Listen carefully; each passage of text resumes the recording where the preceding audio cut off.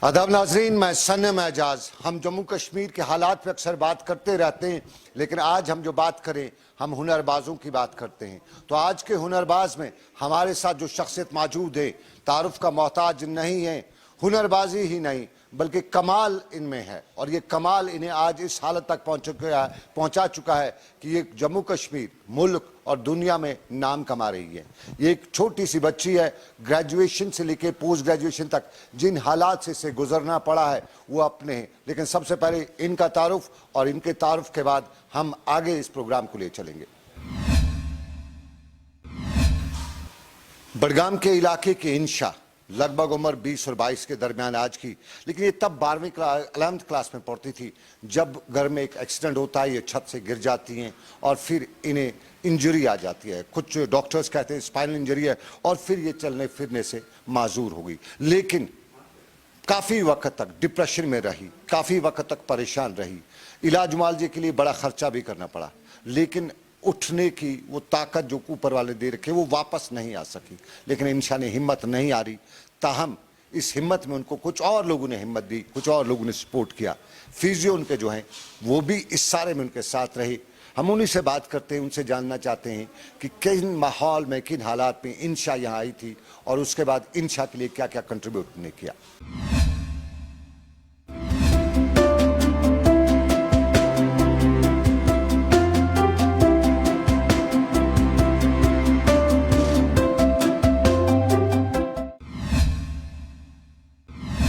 बेटा नाम क्या आपका? इंशा बशीर। अच्छा, आप इंशा हो, रहती कहाँ हो? बीरवा बडगाम। फैमिली में और कौन कौन है?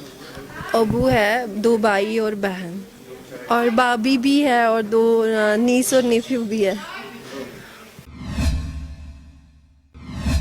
तो नाम आपने सुना, इंशा। ये कश्मीर की लड़की है, ये 11वीं जमात में पढ़ती थी, तब एक वाक़ा पेश आया। क्या वाक़ा पेश आया?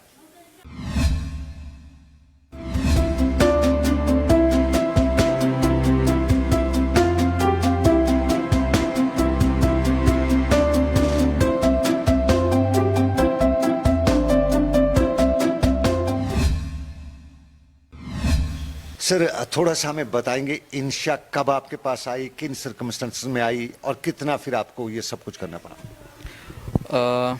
इंशा की जो स्टोरी है वो बहुत क्या मैं बोलूँ, वो दुखद स्टोरी है, क्योंकि इंशा पहली ऐसी पेशेंट नहीं है जिसके साथ ये हादसा हुआ है।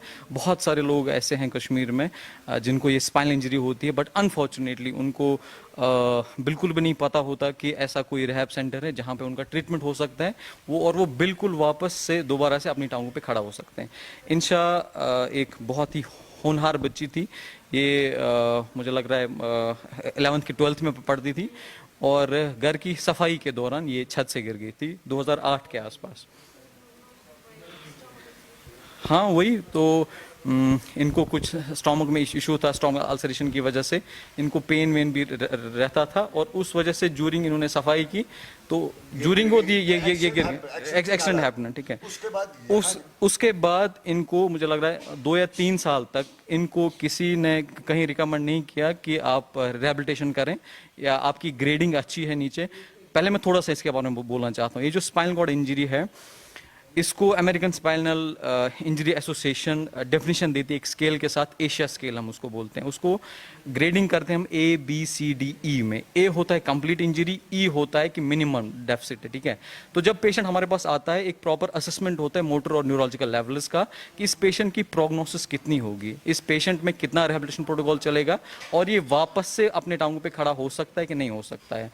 अनफॉर्चुनेटली जो फर्स्ट इंजरी के बाद जो पहला साल होता है वो बहुत ही एक गोल्डन पीरियड होता है इस पेशेंट के लिए। अगर उसको इमीडिएटली हम रिहेबिलिटेशन शुरू करें तो उसमें बहुत रिकवरी के चांसेस होते हैं। बट लकीली इंशा 3 साल बाद हमारे पास आई, तो उस टाइम पे भी जब इसका मोटर और न्यूरोलॉजिकल एग्जामिनेशन हुआ तो इसकी ग्रेडिंग अच्छी खासी थी, बट अनफॉर्चुनेटली कुछ मसल्स, इसके एब्डोमिनल, इसका कोर बहुत वीक हो गया था, साथ में बायलेट फुट ड्रॉप की वजह से, और इसका मोरल बहुत लो था। ये आपको खुद भी बोलेंगी वो सब चीज़ें। तो ये एक्चुअली इनकी खुद की मेहनत है, मैं तो खाली एक जरिया हूं जो उसको बता सकता हूं कि आपको ऐसे करना है, ऐसे करना है।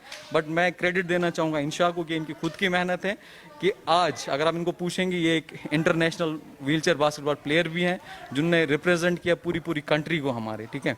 तो स्टिल इनका फिर ये बीच में बिजी हो गई, उसके बाद ये दिल्ली चली गई और फिर से इन्होंने हमें रिसेंटली 1-2 महीने पहले ज्वाइन किया। बट होपफुली इनकी थेरेपी अच्छी चल रही है, so I hope within 2-3 months she will stand on her feets again, hopefully.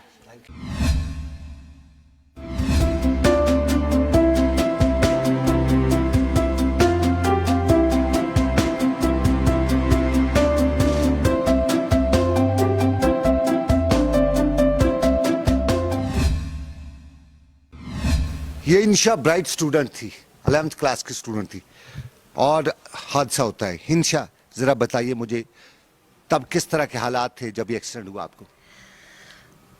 तब when I met that accident, मुझे नहीं पता था कि दुनिया में ऐसे लोग भी हैं जो विथ डिसेबिलिटी है। मुझे कोई आइडिया नहीं था, not even my parents had that time पे। और जब अचानक से पता चला कि that I am not same Insha Bashir, तो उसको डाइजेस्ट करने में, उसको एक्सेप्ट करने में मुझे टाइम लगा। And it took me 5 years. I was in the depression for 5 years and depression was overpowering me. And अल्हम्दुलिल्लाह कि कुछ दोस्तों से और doctor Qayyum is here, he is my relative, तो उन्होंने मुझे बोला VMS के बारे में कि आप उधर आ जाओ। उनको भी बहुत देर बाद पता चला मेरे साथ ऐसे हुआ। तो जब मुझे पता चला कि यहाँ पे ये सेंटर है, तो but I was that time I was hopeless कि क्या होगा, कुछ नहीं होगा, क्योंकि डॉक्टर उधर इधर सब जगह लिया था अबू ने, हर जगह।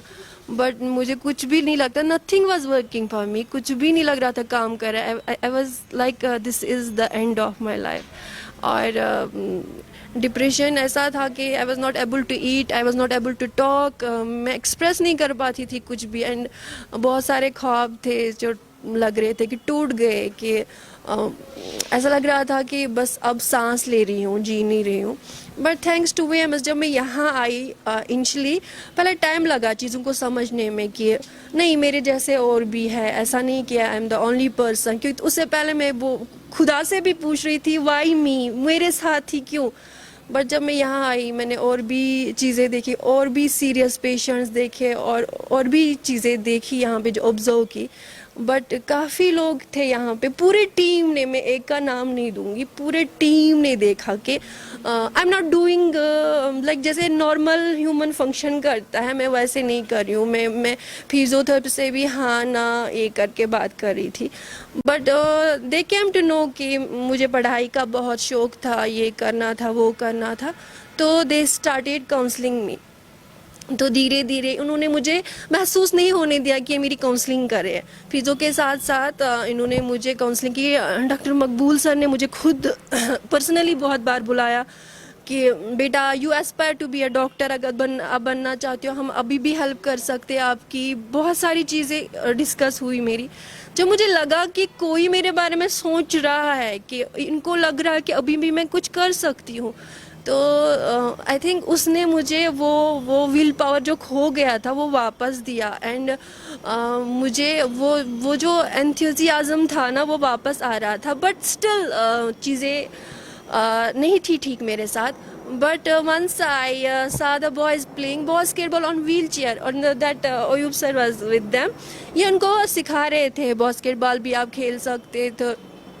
Oyub sir is also a physiotherapist, but वो यहाँ पे संभाल रहे हैं या अदर थिंग्स आल्सो। सो उस टाइम पे सर ने भी मुझे बहुतों ने बोला कि आप भी खेल सकते हो। आई वॉज लाइक कहाँ ये मुझे ऐसे ही फेक होप्स दे रहे, कहाँ होगा नहीं होगा। बट जैसे यहाँ पे बहुत सारी लड़कियाँ और भी थी, वो देख रही थी वो सीरियल्स, वो सांस बहू वाले, मेरे को वो नहीं अच्छे लगते। तो मैं बहुत ज़्यादा इरिटेट हो रही थी। मैं बाहर निकलती थी उनको लड़कों को देखने के लिए, लेकिन मुझे खुद ही वो हैप्पीनेस फील हो रही थी उनको खेलते हुए देखना, वो सारे गम भूल के मतलब बस गेम पे ध्यान देना। एंड मैंने इनिशिएटिव ले लिया, मैंने उनको बोला मुझे भी ज्वाइन करने दो।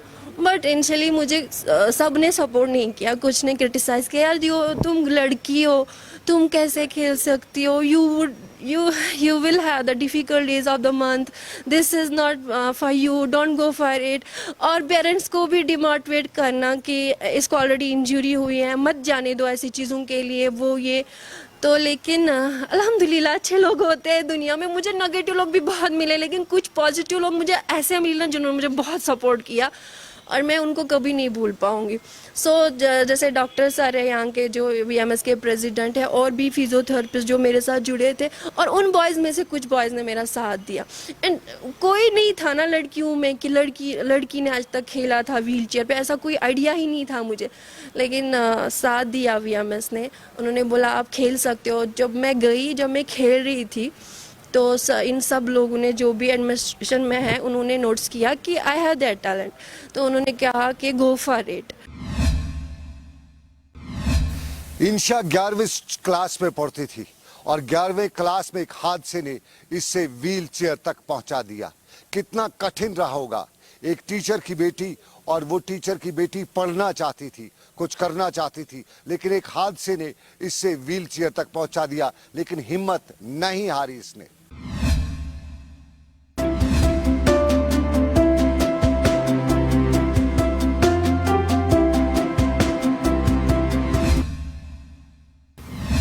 एक बड़े तूफान से गुजरने के बाद श्रीनगर की इंशा हिंदुस्तान के मुख्तलिफ शहरों से गुजरते हुए बैनुल अक़वामी सतह यानी इंटरनेशनल लेवल पे पहुंची और यहाँ पे इन्होंने अपना नाम और मुकाम हासिल किया। इंशा से हम पूछते हैं कि ये सफ़र जो था, जो नया फेज़ था, सेकंड फेज़ हम जिसे कहेंगे, वो किस तरह का था। इंशा बताइएगा हमारे व्यूअर्स को, हम लोगों को, कि जब एक डिप्रेशन का शिकार थी आप, लेकिन उसके बाद जब उससे निकली तो खेलों में आपकी रग़बत हुई, तो फिर कहाँ से शुरुआत हुई, कहाँ पहुँची आप? शुरुआत तो यहीं से हुई, वीएमएस से। I got the kick here. और व्हील चेयर बास्केटबॉल टीम जो बॉयज़ है उन्होंने बहुत सपोर्ट किया, कोच किया मुझे। और वो कहते हैं ना कश्मीरी में खान मुझ जैसे रखा मुझे। पहले मुझे बहुत डर लगता था कि लड़कों के साथ खेलना ही वो, लेकिन उन्होंने बहुत साथ दिया, हर तरह की हेल्प की, एनकरेज किया। और उसके बाद से वीएमएस में भी जब इनको पता चला मैं अच्छा कर रही हूँ, इसमें जा रही, तो बहुत ज़्यादा हेल्प में इन्होंने मेरे लिए स्पॉन्सर्स ढूंढे। आईसीआरसी ने मुझे पहली बार स्पॉन्स किया नेशनल के लिए, जो 2017 में था इन हैदराबाद। एंड देयर जब मैं सिलेक्ट हुई for the team rest of India, और उसमें उसके बाद से मुझे लगा नहीं, now I have to be very serious for this game. और हाँ, डिप्रेशन थोड़ा थोड़ा कम होने लगा मुझे। जब भी मैं बॉल को टच करी था मैं लिवली फील कर रही थी, हैप्पी फील कर रही थी। और वो मुझे लग रहा था कि पहले तो depression was overpowering me, now I was overpowering depression.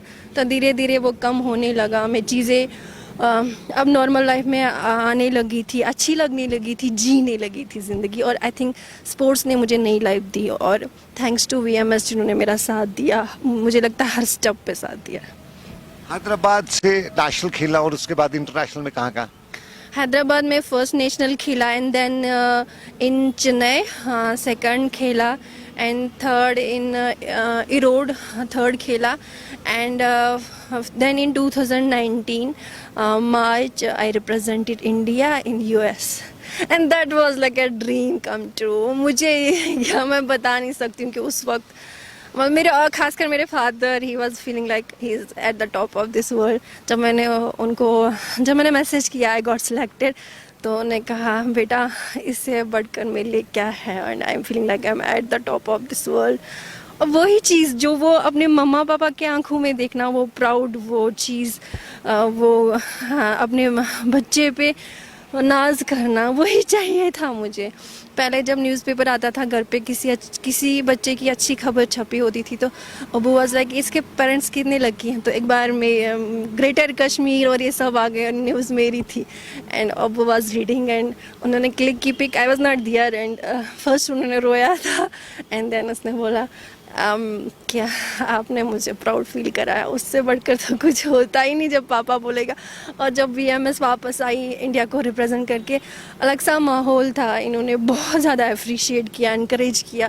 सो उससे मैं मतलब और ज़्यादा हिम्मत मिली और एंथुजियास्टिक रही कि और लड़कियों को भी सिखाना है, लाना है इस फील्ड में।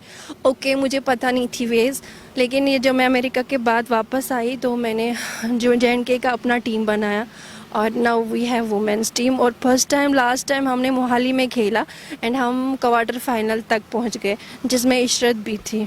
उसके बाद इशरत ने इन 2019 वो थाईलैंड के लिए भी चली गई। In that time I was injured, मैं मोहाली में ही इंजर्ड हुई थी खेलते खेलते, लेकिन मैंने अपनी टीम को नहीं छोड़ा। मैंने बोला so what, I am injured, मैं नहीं छोड़ूंगी, हमें खेलना है ना। रिप्रेजेंट किया अपने जे.एंड.के को, फर्स्ट टाइम जे.एंड.के की लड़कियों ने खेला और नेशनल्स में, और मतलब बहुत अच्छा परफॉर्म किया, बहुत सपोर्ट किया उन लोगों ने। लेकिन उनको, उनके पेरेंट्स को काउंसलिंग करने में मुझे बहुत टाइम लगा, और उसमें मुझे जे.एंड.के बॉयज़ ने बहुत साथ दिया, क्योंकि यहाँ पे गर्ल्स को थोड़ा बहुत स्पोर्ट्स में नहीं उतना सपोर्ट करते हैं। लेकिन अब टाइम बदल रहा है, आ रही है और भी लड़कियां, मुझे सोशल मीडिया पे हर जगह कांटेक्ट कर रही है या लड़कियां के हम भी आना चाहते हैं। और अदर गेम्स भी अब इंट्रोड्यूस हो रही है वीएमएस में, जैसे बोशिया, टेंस हम यहाँ पे खेल रहे हैं, वो कोर्ट है, दूसरा वॉलीबॉल कोर्ट जिसमें सिटिंग वॉलीबॉल खेल सकते हैं। और रिसेंटली डीसी सर ने यहाँ पे विज़िट किया, उन्होंने प्रॉमिस किया कि वो हमें और भी चीज़ें देंगे, क्योंकि हम चाहते हैं कि हम यहाँ पे पैरा जितनी भी गेम्स हैं वो यहाँ पे इंट्रोड्यूस कराए कश्मीर में, ताकि आगे जाके प्लेयर्स पैरा ओलंपिक्स में सिलेक्ट हो जाए। और जो मेरा भी ड्रीम है कि मैं एक इंडिविजुअल गेम भी खेलूँ और पैरा ओलंपिक्स में सिलेक्ट हूँ और मेडल लाऊँ। और यहाँ पे जो स्पोर्ट्स यूथ ऑफिसर जो है ना, बलबीर सर, उन्होंने भी 2-3 बार विजिट किया यहाँ पे, हमारा कोर्ट देखा। हमें इस कोर्ट के लिए मैटिंग भी चाहिए, क्योंकि यहाँ पे इंजरी होने का खतरा है। अदर थिंग्स भी जो हमें मिसिंग है अभी, जो सपोर्ट नहीं मिल रहा था, लेकिन अब गवर्नमेंट इनिशिएटिव ले रहे, पहले नहीं, लेकिन आफ्टर रिप्रेजेंटिंग कंट्री उन्होंने देखा बच्चे कर रहे हैं, तो डीसी सर ने प्रॉमिस किया अच्छे से मिले हमें इस